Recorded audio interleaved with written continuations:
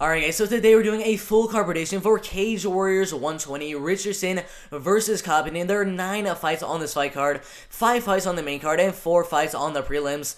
The first fight on the prelim, 2 guys that are 0-0 as pros. As amateurs, Scott Peterson has 16 wins, and I believe like 7 or 9 losses. Let's check really quick. 16 wins and 9 losses as an amateur fighter. If you look at how he wins those fights as an amateur fighter, 3 wins by KO, 2 wins by submission, and most of those wins come by decision. His losses, 5 losses by decision, 3 losses by submission, and 1 loss by knockout. His opponent is 4-0 as an amateur fighter, Matthew Elliott, an absolute beast. Has 1 win by armbar submission against Rory Gervin, and then 3 decision wins in a row. His first fight inside of Cage Warriors, and his first fight as a pro MMA fighter. I think this fight is going to be very, very interesting. Matthew Elliott is definitely has the grappling advantage in my opinion. His opponent definitely has the experience advantage, has dealt through those losses, but doesn't really have the best record as an amateur fighter. Has more experience, maybe has pretty even striking, pretty even grappling, because Matthew Elliott has a little bit better grappling.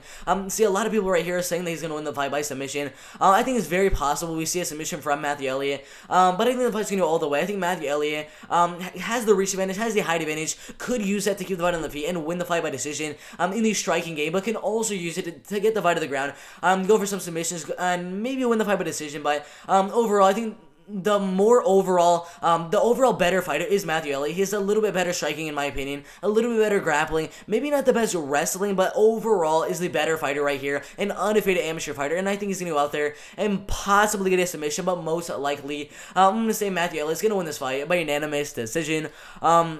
So that is the first fight of the night. I have Matthew Elliott winning his first fight as a pro MMA fighter by decision. The second fight on this Cage Warriors fight card, we have Josh Plant with a horrible record of 2 wins and 3 losses. Matthews Figlak, 4 wins and 1 loss. This fight is a welterweight fight. So Josh Plant on a 2-fight losing streak to George McManus by submission, triangle choke submission, and then before that lost a knockout to Kiefer Crosby, who's I believe had some fights inside the UFC. Let's check it right here. Kiefer Crosby was an undefeated fighter at the time of their encounter. Right now, 8 wins and 2 losses. So he's fighting inside of Bellator right now. So a pretty legit competition that he's losing to right there. This fight should be very, very interesting. Josh Plant, 2 wins and 3 losses. If you look at how he wins his fights, 1 win by KO, 1 win by submission. His losses by submission and knockout. So none of his fights have gone all the way.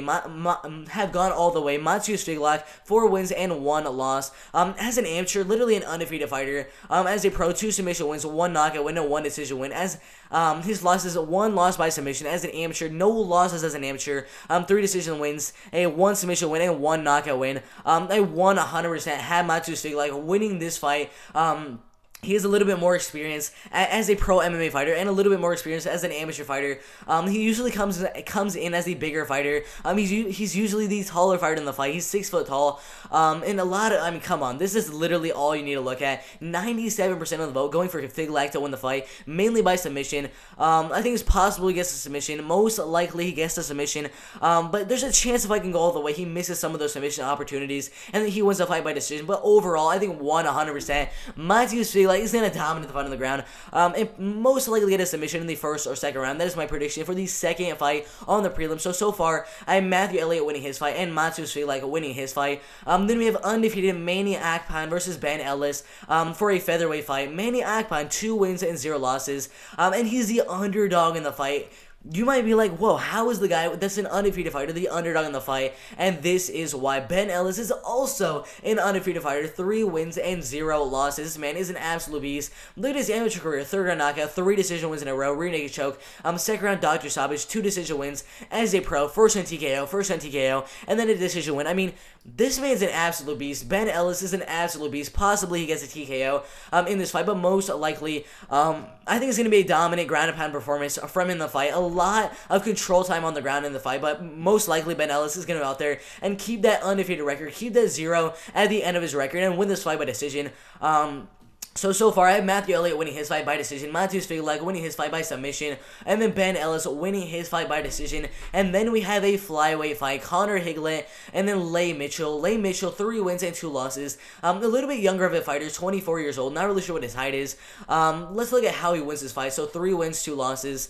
All 3 of his wins coming by submission, his losses by submission and KO and TKO. His opponent, Connor Higgins, has a lot more experience, but not the better record. A lot of losses on that record.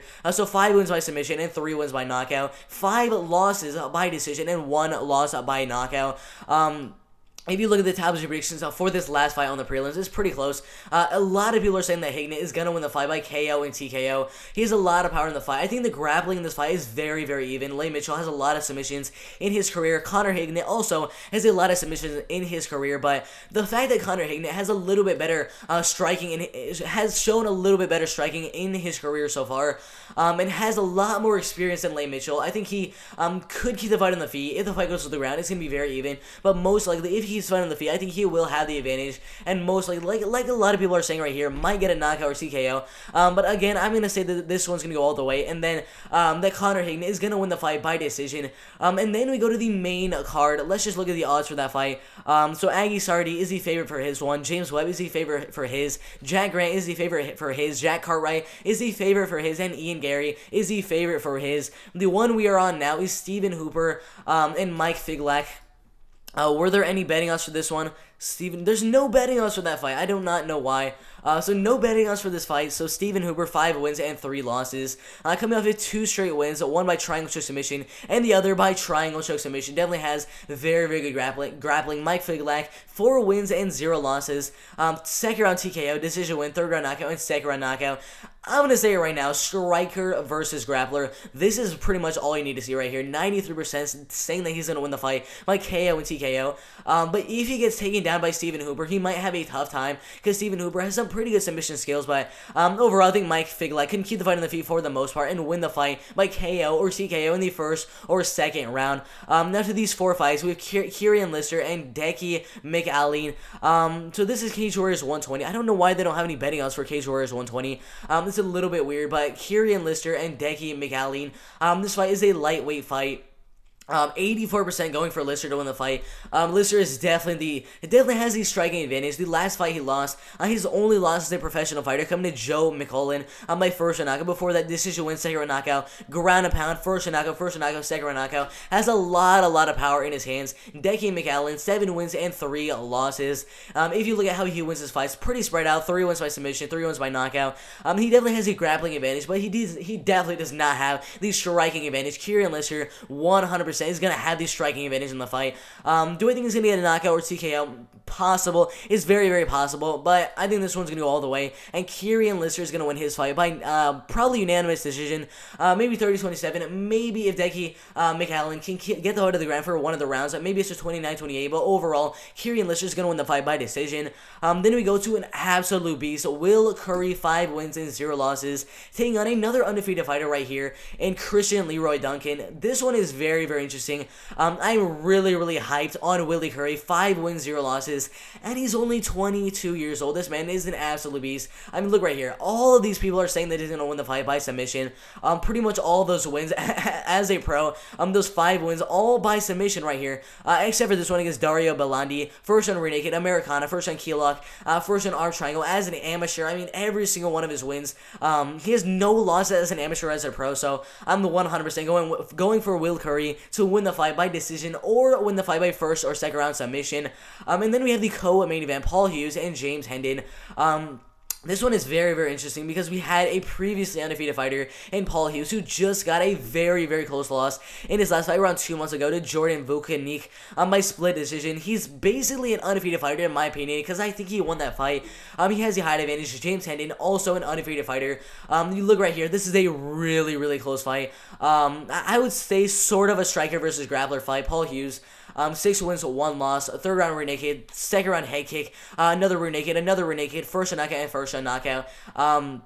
So 3 submission wins and 3 knockout wins as well. His opponent, James Hendon, if you look at how he wins his fights, 3 decision wins and 2 knockout wins. I would definitely say that Hendon is the striker in the fight, and definitely say that Paul Hughes is the grappler in the fight. In the striking game, I definitely think the power is on both of these guys. It's pretty even in the power department. The striking precision from both fighters is pretty even as well. I think the striking is going to be pretty even. James Hendon might have a very, very slight advantage because of the fact that Paul Hughes can get the fight to the ground at any moment in the fight, take James Hendon down to the ground and go for submissions, get some control time. I think that's going to be the deciding factor in this fight. So I'm going with the very, very slight favorite, I think.